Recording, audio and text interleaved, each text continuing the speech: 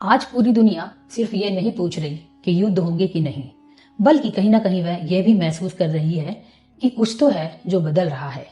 इतिहास हमें बताता है कि जब युद्ध होते हैं तब वह मानव मस्तिष्क में लिखे जाते हैं, अखबारों में बाद में छपते हैं।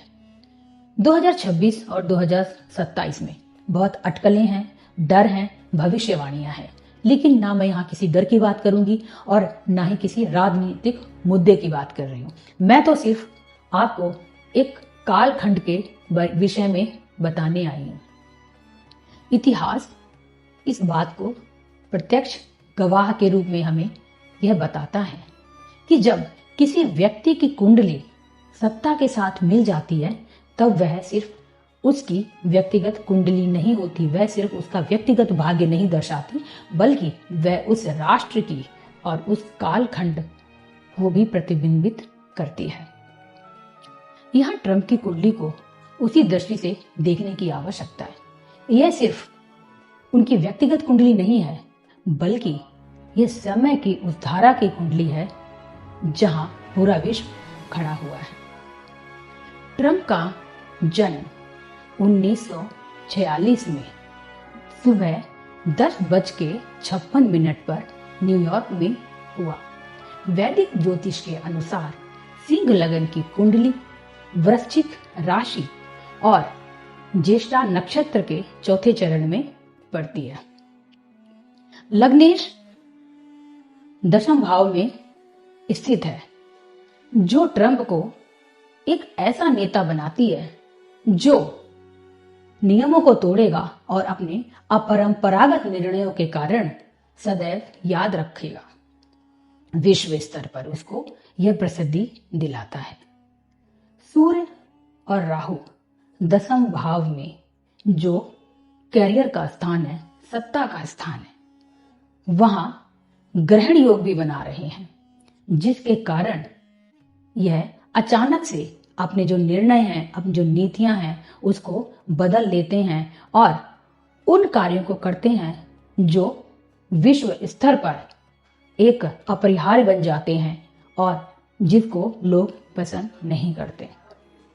चतुर्थ भाव में चंद्रमा और केतु की युति, जो यह दर्शाती है कि इनका जो मानसिक संतुलन है वह बेहद ही खराब हो सकता है, या ऐसे व्यक्ति का मानसिक संतुलन बेहद ही खराब होता है जब ये युति बनती है। क्योंकि वृश्चिक राशि में चंद्रमा यहाँ नीच के हैं, नीच राजयोग भंग तो बन रहा है, लेकिन वह अपने निर्णय में खुद भी कभी ना कभी तालमेल नहीं बैठा पाते।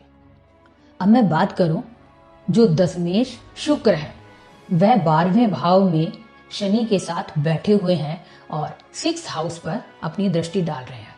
इसको मैं बाद में आपको क्लियर करने की कोशिश करती हूँ। मैं करती हूँ गोचर की बात। जब शनि का गोचर मीन राशि में होगा, जो इनकी 8th हाउस की राशि बनती है, तब वहां उस समय इनको शत्रुओं से परेशानी हो सकती है। अचानक से स्वास्थ्य में बहुत ज्यादा दिक्कतें हो जाएंगी, सीमा विवाद भी हो सकता है और इनके जो निर्णय है फिर से उसमें एक बहुत बड़ी उथल पुथल की संभावना बनती है।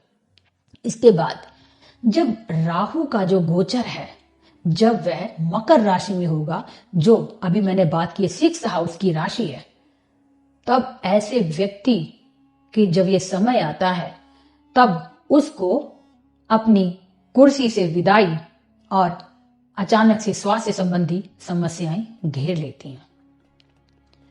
मैंने अभी ये कहा था आपको कि जो शुक्र की दृष्टि है वह 6th हाउस पर पड़ रही है। अभी इनकी जो दशा चल रही है वह गुरु में शुक्र की दशा चल रही है। गुरु मार्केश है, और अगर मैं ट्रांजिट की बात करूं, गोचर की बात करूं, तो जब हम चंद्र कुंडली बनाएंगे तो जो शुक्र है वह भी इनके मार्केश बनते हैं।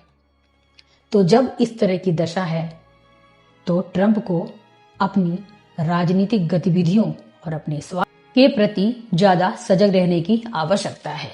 ये जो दशा है गुरु में शुक्र, ये 2027 तक चलेगी। ये तो रही विंशोत्तरी दशा की बात।